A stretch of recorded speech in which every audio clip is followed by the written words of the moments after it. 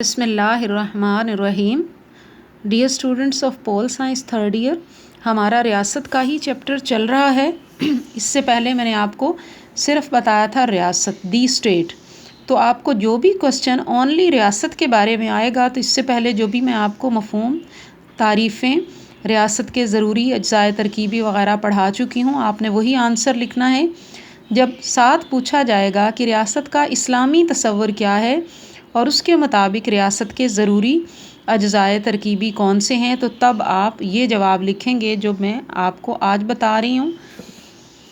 اب اسلامی تصور کے بارے میں لکھتے ہوئے سب سے پہلے آپ نے تھوڑا سا تعارف دینا ہے حسب معمول کہ اسلام ایک مکمل نظام حیات ہے جو انسانوں کی سیاسی، معاشرتی، معاشی، خاندانی، ذاتی، مذہبی تمام ضروریات کی تکمیل کرتا ہے. اور اسلام محض مذہب نہیں ہے بلکہ ایک بھرپور دین ہے اور ایک ایسا نظام ہے جو انسان کی انفرادی اور اجتماعی زندگی کے تمام پہلوؤں کا احاطہ کرتا ہے. تو اسلام میں ریاست کا بڑا ہی واضح تصور پایا جاتا ہے. ریاست کے اسلامی تصور کے حوالے سے سب سے پہلے آپ حضرت شاہ ولی اللہ کے بارے میں دیکھیں گے کہ انہوں نے کیا کہا، اسلامی ریاست کیا ہوتی ہے. حضرت شاہ ولی اللہ نے کہا، اہل مدینہ ایسے افراد کا گروہ ہے جو ایک مخصوص علاقے میں رہتے ہوں، ان کی اپنی حکومت ہو اور وہ اپنے علاقے میں بیرونی دباؤ سے پوری طرح آزاد ہوں. تو اس کے مطابق، تعریف کے مطابق ہم اگر دیکھیں تو ریاست کے 4 عناصر افراد، علاقہ، حکومت، اقتدار اعلیٰ وہی ہیں جو اس سے پہلے ہم مغربی ریاست کے حوالے سے پڑھ چکے ہیں. اب ریاست کے بارے میں حضرت شاہ ولی اللہ نے جو کچھ فرمایا، ان کا بیان کردہ یہ جو اجزائے ترکیبی پر مبنی یہ بات ہے ریاست کے بارے میں، یہ تعریف مکمل طور پر ڈاکٹر گارنر کی تعریف سے ملتی جلتی ہے، لیکن ان چاروں عناصر ترکیبی کی تشریح اور ڈیٹیل اسلامی ریاست میں اور ریاست کے اسلامی تصور میں کافی حد تک مختلف ہے. اسلامی نقطہ نظر سے ریاست کے عناصر میں اقتدار اعلیٰ تک تو وہی چیز ہے، الفاظ کا تھوڑا فرق میں نے لکھا، افراد ہیں آبادی کی جگہ، علاقہ، حکومت اور اقتدار اعلیٰ. اس کے بعد یہ ایڈیشن ہم نے کیا ہے، قومی ریاست کی نفی ہے، فلاحی ریاست ہے، تھیوکریسی کی نفی ہے. اب ڈیٹیل لکھتے ہوئے اگر آپ پیچھے جائیں تو میں نے بتایا تھا کہ افراد یعنی آبادی دی اسٹیٹ مغربی ریاست کے لیے ضروری ہے اور تعداد کتنی ہونی چاہیے. قدیم یونانی مفکرین نے کیا کہا، قدیم ریاستیں کیسی تھیں، جدید ریاستیں کیسی ہیں اور آبادی کتنی ہونی چاہیے. ٹھیک ہے، اب یہاں تفصیل لکھتے ہوئے آپ اس سٹائل سے تھوڑا ہٹیں گے اور آپ یہ ضرور کہیں گے کہ افراد یا آبادی ریاست کا پہلا عنصر ہے اور لازمی عنصر ہے اور اس کے بغیر ریاست تشکیل نہیں پا سکتی. اس کے آگے آپ نے لکھنا ہے، اسلامی ریاست میں باشندوں کی 2 اقسام ہوتی ہیں، مسلم اور غیر مسلم. غیر مسلم افراد کو اسلامی ریاست میں ذمہ کہا جاتا ہے اور اسلامی معاشرے میں اور ریاست میں ان کا مقام مختلف ہوتا ہے. مختلف کا لفظ آپ نے استعمال کرنا ہے، امتیازی سلوک نہیں روا رکھا جاتا ان سے. غیر مسلم یا ذمہ جو ہیں وہ جزیہ ادا کرتے ہیں اور یعنی ان کے دیے جانے والے ٹیکس کو ہم جزیہ کہتے ہیں، جس کے بدلے میں اسلامی ریاست کے حاکم کا فرض ہوتا ہے کہ وہ ان کے جان و مال کی حفاظت کرے. مسلمان باشندے زکوٰۃ دیتے ہیں. پھر آپ نے یہ بتانا ہے کہ غیر مسلم اسلامی ریاست کا سربراہ نہیں بن سکتا اور نہ ہی وہ پالیسی ساز عہدوں پر فائز ہو سکتا ہے. پھر آپ بتائیں گے کہ اسلامی ریاست کا مقصد کیا ہوتا ہے، لوگوں کی فلاح و بہبود، ان کی ضروریات کو پورا کرنا، اور خواہ وہ مسلم ہیں یا نان مسلم ہیں، ہر ایک کی زندگی ریاست کے پاس مقدس امانت ہوتی ہے اور قانون کی نظر میں سب برابر ہوتے ہیں. مسلم اور غیر مسلم سے کوئی امتیازی سلوک روا نہیں رکھا جاتا. اس کے بعد ہم آگے آتے ہیں علاقے کی جانب. تو علاقہ بھی بالکل جیسے مغربی ریاست کے اجزائے ترکیبی میں سے دوسرے نمبر پہ ہم نے لکھا تھا، تو اسلامی ریاست کے عناصر میں بھی یہ دوسرے نمبر پر آپ لکھیں گے. اسلامی ریاست کے لیے بھی علاقے کا ہونا ضروری ہے وہاں ہم نے دیکھا تھا مغربی ریاست میں ٹرشکے کی ہم نے تعریف بھی پڑھی تھی کہ اس نے کہا علاقہ وسیع ہونا چاہیے اور چھوٹا ہونا گناہ ہے۔ تو یہاں تقریباً وہ چیز جو ہے وہی آتی ہے کہ علاقے کے بغیر ریاست بن نہیں سکتی، اور آگے آپ لکھیں گے کہ اسلامی ریاست وسیع سے وسیع تر علاقے کی شمولیت کو اچھا خیال کرتی ہے۔ کیونکہ اسلام ایک منصفانہ اور مکمل ترین نظام ہے، اور دنیا کے زیادہ سے زیادہ حصوں میں اس کو متعارف کرایا جانا چاہیے۔ دنیا بھر میں غیر اسلامی نظاموں کی جگہ اللہ کا بنایا ہوا نظام نافذ کیا جائے گا تو لوگ انصاف اور مساوات سے فائدہ اٹھا سکیں گے۔ اسلامی ریاست کا علاقہ جتنا وسیع ہوگا، نظام اسلام اتنا ہی مضبوط اور مؤثر ہوگا۔ اس کے بعد ہم دیکھیں گے حکومت کا ضروری عنصر جو اسلامی ریاست کا تیسرا عنصر ہے، بالکل اسی طرح سے جیسے مغربی ریاست کے عناصر آپ نے دیکھے تھے۔ اب یہاں بھی کہ حکومت ہی وہ ادارہ ہے جس کے ذریعے ریاست کا نظم و نسق چلایا جاتا ہے، وہاں بھی آپ نے یہی دیکھا۔ وہاں میں نے آپ کو بتایا تھا حکومت کے 3 شعبے ہوتے ہیں، مقننہ، انتظامیہ اور عدلیہ۔ تو یہاں بھی وہی چیز ہے، 3 ادارے ہوتے ہیں حکومت کے، اور 3 طرح کے اسلامی حکومت فرائض انجام دیتی ہے۔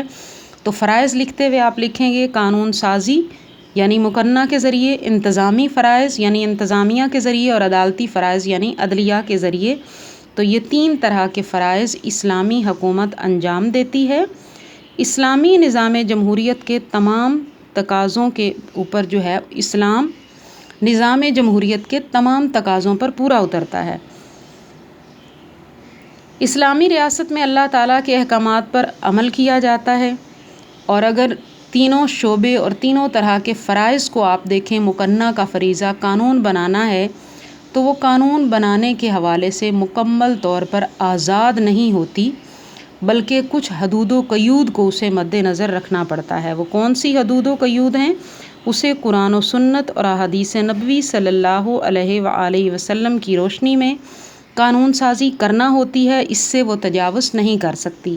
بالکل اسی طرح سے انتظامیہ کا سربراہ چاہے وہ وزیر اعظم ہے یا صدر ہے، وہ بھی قرآن و سنت کی روشنی میں ہی انتظام چلائے گا اور ان حدود سے تجاوز نہیں کرے گا۔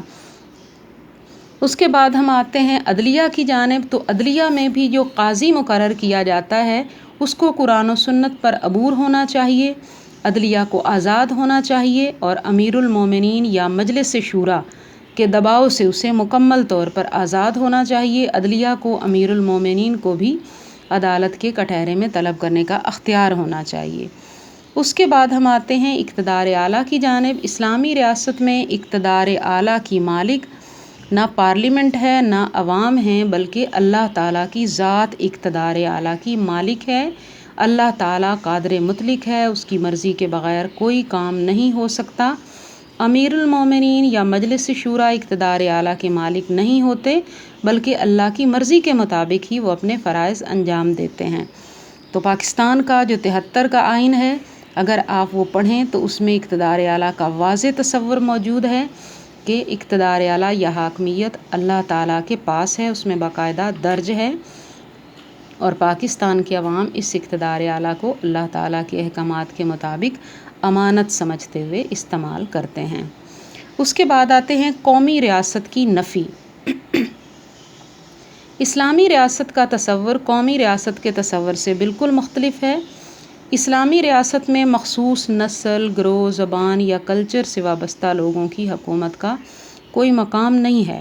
مغرب میں نسل اور علاقائی بنیادوں پر ریاستوں کو پسندیدگی کی نظر سے دیکھا جاتا ہے، لیکن اسلام اس تصور کا بالکل قائل نہیں ہے۔